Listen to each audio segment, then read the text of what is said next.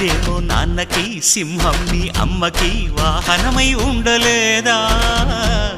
ఎలకేమో తమరికి, నెమలేమో తంబికి రథమల్లే మారలేదా? పలుజాతుల భిన్నత్వం కనిపిస్తున్నా, కలిసుంటూ ఏకత్వం బోధిస్తున్నా.